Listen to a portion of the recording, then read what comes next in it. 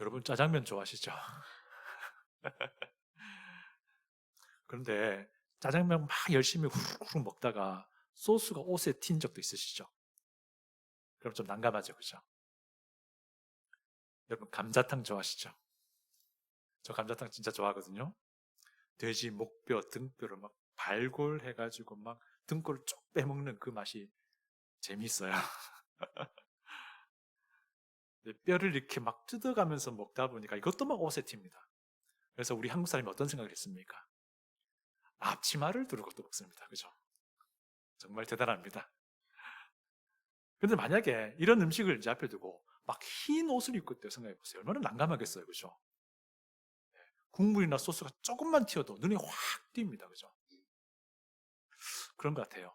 희면 힐수록 때를 더 많이 타는 것 같아요. 여러분, 한 번씩 이렇게 미국에서 잘 없지만은 막 계곡물이 아주 맑고 깨끗하면 너무 기분 좋잖아요. 그죠? 근데 그 발에 한번 담그고 싶잖아요. 발 담궈서 몇 발자국 움직이면 어떻게 됩니까? 또 막 탁해져요.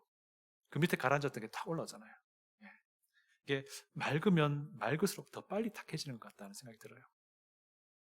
저는 우리 그리스도인의 삶도 마찬가지라고 생각합니다. 우리 그리스도인이 어떤 사람입니까? 예수님의 십자가의 은혜로 죄를 깨끗하게 씻음받은 사람이잖아요. 죄로 인해서 더러워진 삶을 살다가 이제는 새하얀 새로운 생명을 받아서 살아가는 사람이잖아요. 맑고 투명한 새로운 생명을 따라 살아가는 사람이라는 거예요. 그 새 생명으로 산다는 것을 뭐 흰 옷이나 맑은 계곡이라고 한다면 새 생명으로 산다는 것, 이 거룩한 삶을 산다는 것은요, 마찬가지로 더 쉽게 때를 타고 더 쉽게 탁해질 수 있다라는 거예요. 그래서 우리 그리스도인은요, 맨날 맨날 빨래 잘 하셔야 돼요. 우리 그리스도는 맨날 맨날 정수 잘 하셔서 물을 드셔야 돼요. 다른 말로 하자면 날마다 스스로를 개혁해야 한다라는 말이에요. 날마다 우리의 생각을, 날마다 우리의 말을, 날마다 우리의 행동을 개혁해야 한다는 것입니다. 날마다 우리의 삶을 돌아보면서 깨끗하게 유지되도록, 청결하게 유지되도록 해야 한다라는 거예요. 오늘 본문을 보면 느헤미야는 언약 백성에 대한 그 개혁 과업을요, 멈추지 않고 계속해서 하려고 하는 모습을 볼 수 있습니다. 오늘 본문 13장의 내용은 기준으로 볼 때에 그 기준으로 봤을 때 약 14년 전에 느헤미야가 유다로 보내졌습니다. 물론 느헤미야가 유다 지역으로 가려고 했던 것은 성벽을 재건하기 위함이었습니다. 이 이야기를 들은 바사제국의 아닥사스다 왕이 어떻게 합니까? 비록 평소에 신임하에서 옆에 두었던 신하였지만 이 느헤미야를 유다 지역의 총독으로 임명해서 보내기로 합니다. 이때가 아닥사스다 왕 재위 20년 차, 주전 444년입니다.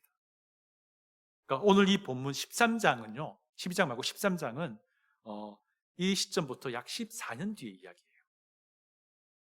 자, 자신의 그 가까이 지내게 해둔 그 느헤미야, 자기가 신뢰하는 이 느헤미야를 사실 보내고 싶지 않는 그런 마음이 있었던 것 같아요.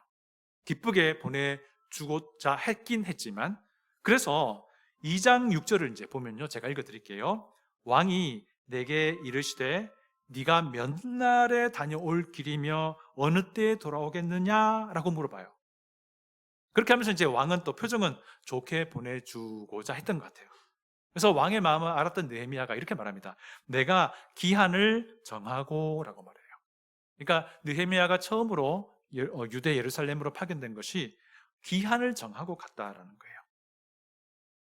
그래서 느헤미야가 그렇게 예루살렘에 도착을 해서 그 해에 속도전을 벌였죠. 52일 만에 성벽을 재건을 했습니다.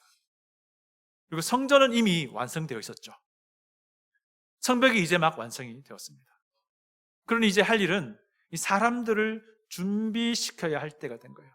그래서 느헤미야가 어떤 일을 시작하죠? 초막절 성경 컨퍼런스를 이끕니다. 그래서 이 성경 컨퍼런스 통해서 언약 백성들이 하나님의 말씀의 맛을 제대로 보게 되었고요. 그래서 그 결과가 어떤 것이었습니까?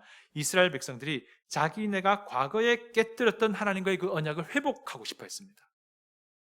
그래서 하나님과의 그 언약을 기록을 하고요. 백성의 대표자들이 그 언약서에 서명을 합니다.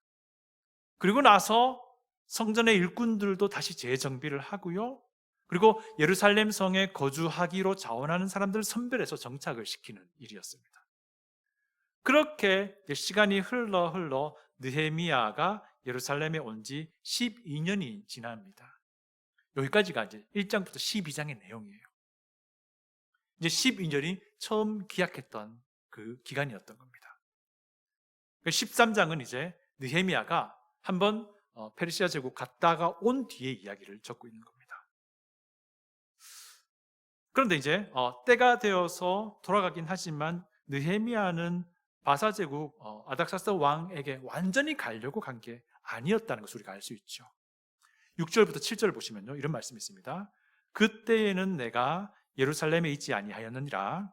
바벨론 왕 아닥사스다 32년에 내가 왕에게 나아갔다가 며칠 후에 왕에게 말미를 청하고 예루살렘에 이르러서야 라고 말합니다. 그러니까 32년 차, 아닥사스다 왕 제위 32년 차는 12년이 지난 시점이죠. 12년이 지난 시점에 이제 간 거예요. 이때 느헤미야가 왕에게로 일단 돌아는 갔는데, 근데 애초부터 다시 돌아올 생각이었어요, 예루살렘으로. 그래서 느헤미야가 아닥사스다 왕에게 예루살렘으로 돌아오도록 요청을 이제 한 겁니다. 총독의 재위 기간을 좀 연장해 주세요라고 요청을 한 거예요.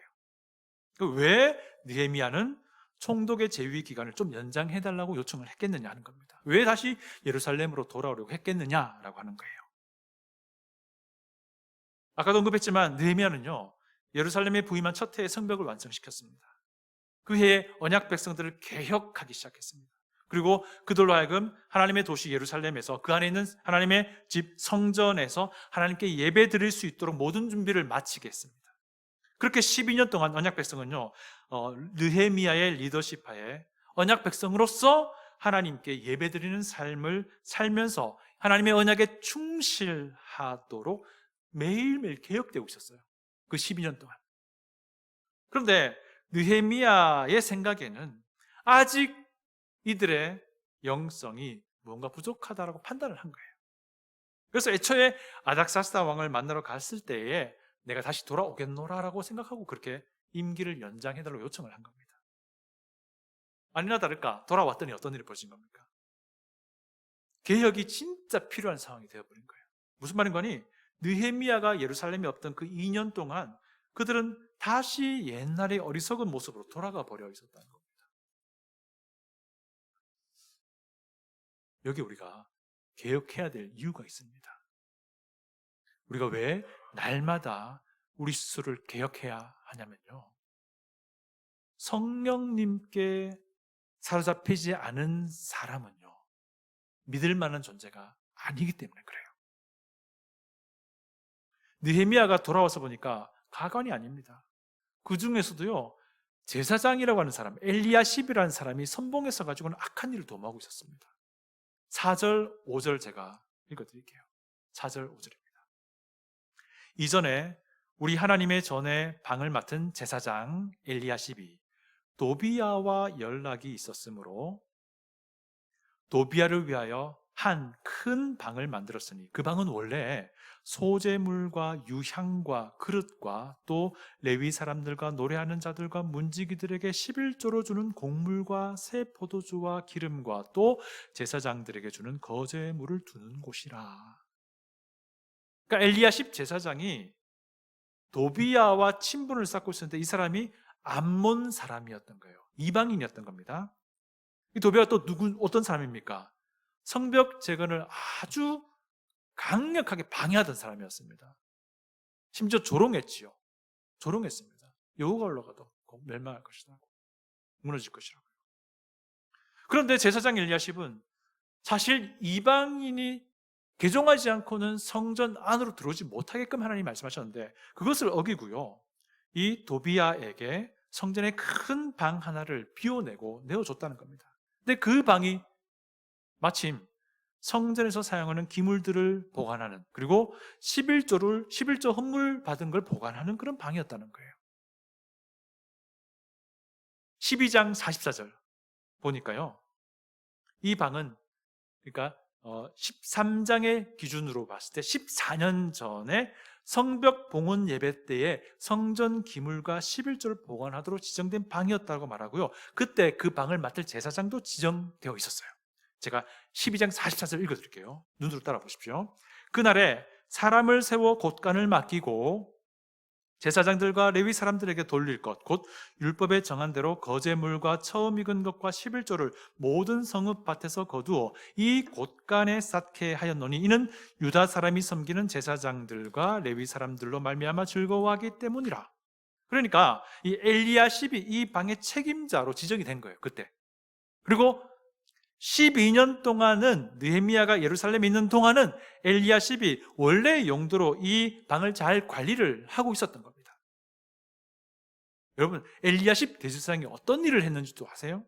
심지어 엘리야십 제사장은요, 성벽을 재건할 때에도요, 정말 열심히 공사에 참여했던 사람이었습니다. 제가 3장 1절을 읽어드릴게요. 들어보십시오. 그때에 대제사장 엘리야십이 그의 형제 제사장들과 함께 일어나 양문을 건축하여 성별하고 문짝을 달고 또 성벽을 건축하여 함메아 망대에서부터 하나님 망대까지 성별하였고, 엘리야십은 대제사장이었고요. 엘리야십은 3장이 성벽 공사에 참여한 사람들의 명단을 쓰고 있는데 맨 앞에 기록이 되어 있어요. 이 말이 무슨 말입니까? 그의 헌신과 수고는 탁월했던 거예요. 그래서 성벽 재건자 명단 맨 앞에 수록이 된 거예요.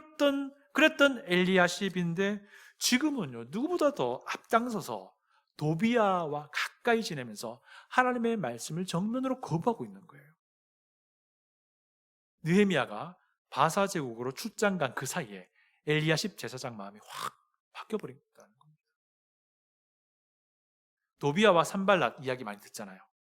여호와 하나님 섬기는 사람이 아니었습니다. 산발랏은요, 사마리아 지역의 총독이었고요, 도비야는 암몬 지역의 총독이었습니다. 이 사람들이 가나안 지역에서 이미 기득권을 가지고 있는 실권자였어요. 그래서 언약 백성이 귀환했을 때에 언약 백성 중에서 머리가 빨리빨리 돌아간 아주 영악한 사람들은요, 이 사람들과 가까이 지내려고 했던 거예요. 왜요? 이 사람들과 가까이 지내면 편하니까요. 이 사람들과 가까이 지내면 일단 돈을 모을 수 있으니까요. 그러니까 안락한 삶을 살 수 있으니까 도비야나 산발락과 연결되려고 했었어요, 이 사람들이 원래부터. 그러다가 어떻게 된 겁니까? 결혼으로 막 서로 얽히게 된 것이죠. 이 관계를 에스라와 느헤미야가 끊어냈었던 적이 있죠. 끊어냈었습니다. 그런데 지금 또 어떤 일이 벌어진 겁니까? 이 끊어냈던 이 관계가 또 이어지려고 하는 거예요. 누구에 의해서? 대제사장 엘리야십을 통해서요. 엘리야십의 변심, 이게 우리가 무엇을 말하냐 하는 겁니다. 저는 이거 보면서 진짜 인간은 믿을 만한 존재가 아니구나라는 것을 생각하게 되는데요. 그렇지만 오해하지 마십시오. 모든 인간이 믿을 만한 존재가 아니라는 것은 아니에요. 아니에요. 성령 하나님께 사로잡힌 인간은 믿을 만해요. 그렇지만 성령 하나님께 사로잡히지 않은 인간은 믿을 수 없습니다. 성령님으로 충만하지 않은 사람은 믿을 수 없다는 거예요. 그래서 우리가 날마다 개혁이 필요한 겁니다. 그래서 우리는 날마다 성령님으로 충만하게끔 개혁이 필요한 거예요. 여러분, 저를 믿지 마세요.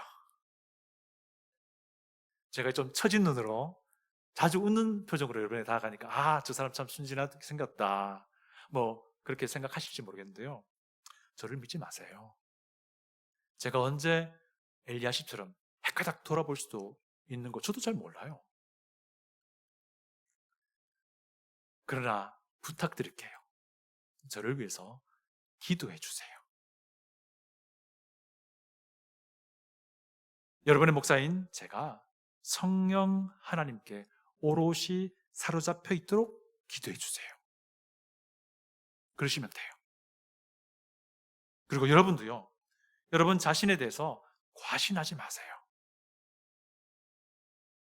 그래서 우리는요, 우리 스스로를 위해서도 기도해야 됩니다. 하나님, 제가 성령님으로 충만하게 해주십시오. 이렇게 기도해야 됩니다. 매일매일, 날마다 개혁하는 것이 바로 이런 것입니다. 우리 옆에 있는 사람 보고서 한번 서로 이야기 한번 해볼까요? 짝꿍이 없는데 오늘은? 예. 이렇게 한번 얘기해 볼게요. 옆에 있는 사람 보세요. 잠깐. 마주 봐 보세요. 아무나 마주 봐 보세요. 마주 봐 보시고요. 제가 한번 말하면 따라 하시는 거예요. 먼저 인사해야 되겠죠? 예수님 안에서 사랑합니다. 이제 부탁하는 겁니다. 성령 충만하도록 기도해 드리겠습니다. 저를 위해서도 기도해 주세요. 네. 매일매일, 날마다 이런 식으로 우리는 개혁되어져야 돼요. 왜 또 우리는 날마다 개혁되어야 하는가? 두 번째는요, 이런 겁니다. 틈이 생기면 반드시 죄가 그 사이를 헤집고 들어오기 때문에 그래요. 언약 백성에게도 틈이 생겼어요. 이들에게 틈이라면 느헤미야의 부재였습니다. 느헤미야가 바사 제국에 얼마 동안 가 있었는지에 대해 성경은 사실 정확한 정보를 주지 않아요. 제가 아까 2년이라고 말씀드리긴 했는데요. 다만 6절 보면요, 며칠 후에 왕에게 말미를 청하고 예루살렘에 이르렀다라고 말해요. 제가 계산해 보니까요, 수산 왕궁과 예루살렘 성 사이의 왕복 여행 기간은 한 8개월 정도 됩니다. 에스라가 여행에 올 때 4개월 만에 여행에 왔었어요. 8개월 잡고요. 또 오랜만에 수산궁에 갔으니 그가, 느헤미야가 수산궁에서 왕과 보내는 시간, 또 주변 사람 아는 사람 보내는 시간을 어느 정도 우리가 유치를 했을 때는 짧게는 1년 혹은 길게는 2년 정도라고 추측합니다. 어쨌든 이 길게 잡아서 2년이라는 시간은요, 느헤미야의 1차 임기 12년에 비해서는, 이 12년 동안 느헤미야는 계속해서 계획을 추진해왔단 말이에요. 이 기간에 비하면 사실 짧은 기간이라고 할 수 있습니다. 그런데 이 짧은 시간에도 불구하고 이렇게까지 타락할 수 있었던 그 사람들이 지금 우리가 이거 보고 있는 겁니다. 느헤미야가 자리를 비운 그 짧은 기간에 왜냐면요, 그 기간에도 대적들은 절대로 한눈 팔지 않고 있었기 때문에 그렇습니다. 여러분, 우리의 대적은요, 우리가 넘어졌던 약점, 그리고 쉽게 넘어지는 약점을 잘 알고요, 계속해서 그걸 파고 들어옵니다. 당시 귀환한 언약 백성에게 약점은 아까도 말씀드렸지만 편안하게 살고 싶은 거예요. 돈 많이 벌고 싶은 거예요. 그리고 불편한 관계 만들고 싶지 않은 거예요. 그런데 문제는 뭡니까? 이 귀환한 언약 백성은 목적을 가지고 온 사람들이에요. 그래서 금전적으로 부자가 될 수 없는 상황입니다. 그리고 편안한 삶을 살 만한 상황도 아니었어요. 그것 때문에 들어온 게 아니잖아요. 여호와 하나님을 섬기는 신앙을 자꾸 좀 먹으려고 하는 그런 주변에 이방인들이 계속 우리에게 다가왔고 끊임없이 이것들 단속해야 될 상황이었던 거예요, 사실은. 그런데 사실은 그런 이방인들이 가나안 지역에 이전부터 실권을 가지고 있었기 때문에 그들과 좋은 관계 유지하면은 금전적으로도 혜택을 받을 수 있고요, 편안하게 살 수 있는 거예요. 그런데 문제는 그들과 이렇게 연결되기 시작하면요, 내 신앙을 포기해야 될 상황에 이른다는 거예요. 하나님의 말씀을 내가 어기지 않으면 안 될 상황에 이르게 된다는 거예요. 당시 엘리야십 제사장에게 바로 도비아라는 사람이 바로 이런 이방인이었던 거예요. 금전적 이익을 줄 수 있고 어쩌면 제사장으로서 좀 오래 더 있을 수 있을 법한 그런 권력을 누리게끔도 할 수 있는 그런 실권을 가지고 있는, 이미 아는 바처럼 도비아와 산발랏은요, 이런 관계로 언약 백성 중에서 그나마 꽤 힘쓴다는, 영악하다고 하는 사람들과 정략 결혼 통해서 연결된 적이 있었잖아요. 그리고 이것을 하나님은 그때 끌어냈었어요. 이것이 사실 그들의 약점이었던 거죠. 그런데 28절 보니까요. 오늘 본문 13장 28절 보니까요. 엘리야십 제사장은요. 그 집안이 이미 산발랏과도 사돈 관계를 맺고 있었어요. 이 짧은 기간에. 엘리야십 제사장의 손자의 자녀가 산발랏의 자녀와 결혼을 했던 거예요. 그리고 엘리야십 제사장 암몬 사람 도비야에게 성전의 중요한 창고를 전용 공간으로 내어준 거죠. 아까도 봤지만 성전 봉헌 예배 때 성전 안에 있던 한 방을 11조와 기물 보관 창고로 배정했고 그때 제사장 엘리야십이 관리하도록 배정이 됐었어요. 그런데 이 사람이 그걸 이 짧은 2년 안에 방을 다 비워낸 겁니다. 그리고는 해서는 안 될 사람에게 이 방을 내어준 거예요. 제사장 엘리야십은 분명히 알고 있었을 거예요. 자기가 관리하는 창고방이 얼마나 성전 예배를 통해서 위해서 중요하다는 것을요. 성전 예배에 반드시 필요한 기물들이 들리는 창고고요. 그리고 11조 흙물도 보관되어 있었다 그랬잖아요. 이건 뭐냐면 그 당시 성전에서 섬기는 레위인들의 생활비로 지급되는 것이었어요. 그런데 엘리야십 제사장은 언약 백성의 가장 중요한 성전 내 공간을 하나님의 말씀이 출입을 금했던 이방인 권력자 도비야에게 내어줬다는 거예요. 참 이거 어떻게 이해해야 될까요? 도비야와 산발랏의 존재 자체가 사실은 엘리야십 제사장에게는 계속 유혹이었을 거예요. 그러던 중에 틈이 발생한 거예요. 그런 유혹을 그나마 버티게끔 했던 존재가 바로 느헤미야였는데 그가 자리를 비운 겁니다. 여러분 쟤는요 어떤 틈이라도요 해집고 들어옵니다. 죄의 유혹거리를 가까이 두면 언젠가 그 유혹거리가 내 안에서 또 아리를 틀고 있게 되는 것을 보게 될 겁니다. 죄의 유혹이 될 만한 것들 치워야 한다는 거예요. 죄의 유혹이 될 만한 것들을 우리가 피해야 된다는 겁니다. 여러분 계곡물 쉽게 흐려지잖아요. 흰 옷 빨리때를 탑니다. 여러분 거룩은요 쉽게 오염돼요. 레위가 그것을 잘 보여줍니다. 여러분 우리가 의자 위로 올리기는 힘들잖아요. 내가 의자 위에 있고 사람 밑에 있는데 올리면 힘들어요. 근데 밑에서 내리는 건 정말 쉬워요. 금방 내려옵니다. 이와 마찬가지라는 거예요. 다시 한번 고면드립니다. 거룩한 새 생명으로 살아가는 우리 삶에서 순결함을 유지한다는 것은요 절대로 저절로 되는 건 아닙니다. 우리는 날마다 개혁되어야 돼요. 우리의 약점을 파고드는 유혹거리를 멀리해야 되고요. 혹은 내가 항상 끌려다니게 되는 죄의 유혹이 되는 그런 만남이나 관계가 있다면 그것도 우리가 과감하게 끊어낼 수 있어야 돼요. 내가 그걸 주도하지 못한다면, 죄의 유혹이 있는 장소도 있다면 그거 피해야 됩니다. 가지 말아야 됩니다. 죄의 유혹이 있는 것들 가까이 두는 것은 정말 어리석은 일이에요. 그리고 우리는 예수께서 십자가에서 이루신 구원의 은혜를 기억해야 됩니다. 예수께서 내 더러운 죄를 깨끗게 하시려고 자기의 생명 기꺼이 내어주셨던 것, 이거 기억해야 됩니다. 이 예수께서 내 구주 되심을 분명하게 밝히셔야 되는 거예요. 그리고 지금 우리에게는 성령 하나님이 함께 하시고 우리의 길을 인도하고 계십니다. 성령 하나님의 인도하심에 순종하며 따르기를 매일매일 날마다 결정할 수 있어야 돼요. 여러분 그거 아시죠? 성령님의 인도하심은요 우리가 수십 년 동안 내 삶의 일부였던 그 죄성을 거스르는 것들이에요. 그게 무슨 말입니까? 그만큼 피 흘리기까지 싸워야 한다는 거예요. 안 그러면은 못 모르고 그냥 가만히 있다면요 그냥 죄의 유혹에 넘어가게 될 수밖에 없는 거예요. 이것이 바로 우리의 삶과 신앙을 개혁하는 과정입니다. 이것이 바로 우리가 날마다 개혁해야 하는 이유가 되기도 하는 거예요.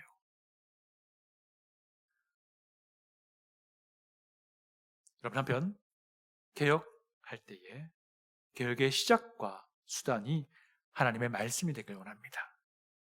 예루살렘에 돌아와가지고요, 그동안 벌어진 일을 보고 경악합니다. 느헤미야가요. 그리고는 당장에 도비아가 쓰던 방에서 도비아 물건 다 치워버립니다.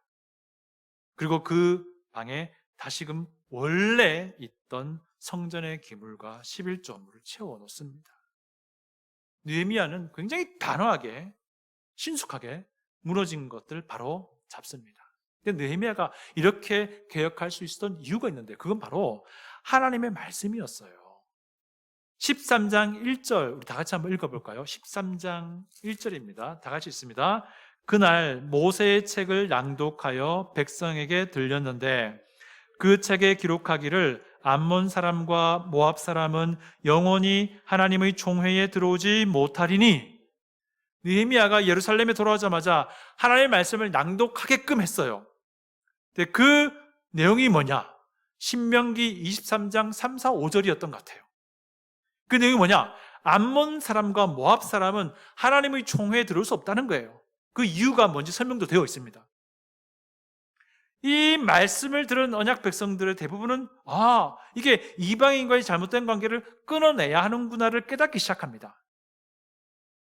그런데 이 말씀을 정면으로 거부하고 있던 지도자가 있었는데, 그 사람이 제사장 엘리야십이었죠. 엘리야십이 내어준 성전의 방이 도비아를 위한 것인데, 도비아가 바로 어떤 사람이라고요? 암몬 사람이었던 거예요. 참 놀랍죠, 그죠? 느헤미야가 하나님의 말씀을 펴서 읽었을 텐데, 그리고 펴주어서 읽게 했을 텐데, 그것이 마침 이 구절이었어요.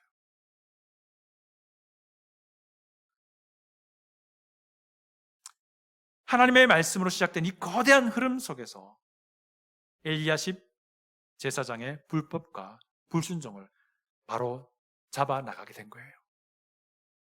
여러분, 날마다 개혁은요, 하나님의 말씀으로 시작되어야 합니다. 날마다 개혁은 하나님의 말씀으로 이루어져야 됩니다. 여러분, 하나님의 말씀이 혹 여러분의 불순종을 지적한다면요, 그것이 개혁해야 할 지점이다 라는 것을 우리가 알아야 돼요. 그것이 이제 개혁을 시작해야 할 때라는 것을 알아야 됩니다. 제사장 엘리야십이 그 뒤에 어떻게 반응했는지에 대해서는 성경이 말하지 않습니다. 어쩌면 받아들였던 것 같아요. 근데 그 받아들인 게 어떤 내용인지가 더 중요하겠죠. 그가 진심으로 회개하며 받아들였는지, 아니면 어쩔 수 없이 그냥 받아들였는지, 어떤 게 옳습니까? 진심으로 회개하고 받아들이는 것이 옳잖아요. 하나님의 말씀이 우리의 문제를 지적한다면요, 그것을 날마다 개혁해야 할 때라고, 날마다 개혁해야 할 지점이라고, 날마다 개혁해야 할 내 문제라고 알 수 있고 인정할 수 있는 영성이 우리에게 있어야 되는 거죠. 우리는 날마다 개혁해야 됩니다. 왜 그러냐면 성령 하나님으로 충만하지 않는 한은 우리는 믿을 수 없는 존재예요. 우리는 날마다 개혁해야 합니다. 왜냐하면 죄는요, 그 어떤 틈이라도 비집고 들어오기 때문입니다.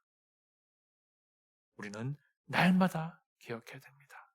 하나님의 말씀이 개혁을 시작하게끔, 하나님의 말씀으로 개혁되게끔 그런 영성을 지닌 우리 모두, 우리 생수교회 되기를 축복합니다. 기도하겠습니다.